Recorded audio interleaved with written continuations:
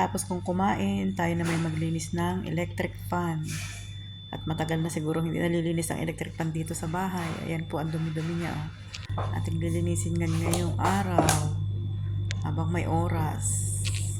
Tanggalin po natin dyan. Ito siya, dadaling ko na dun sa CR at doon ko lilinisin.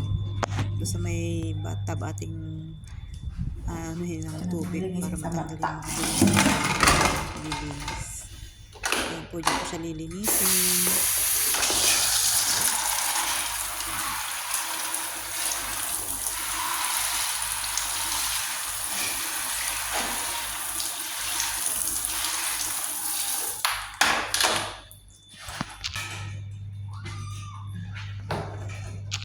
Tingnan natin ating kasi ng Scotch Brite para matanggal yung mga duming nakakapit.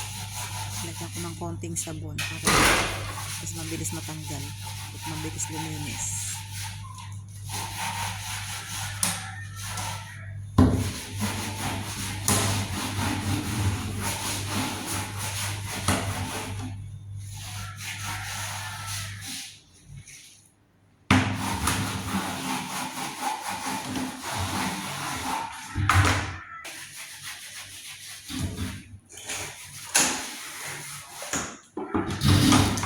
Binabanlawan ko na yung electric fan, yung dalawang takip, at pagkatapos ating patutuyuin bago natin ikabit.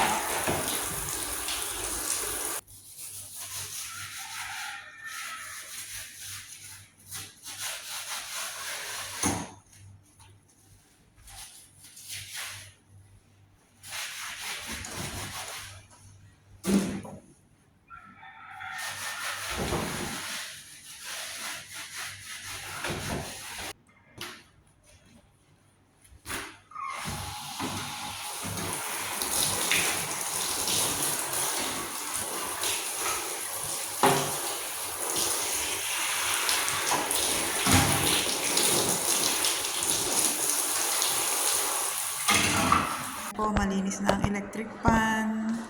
Salamat po sa mga nanood ng video ko. See you on our next vlog.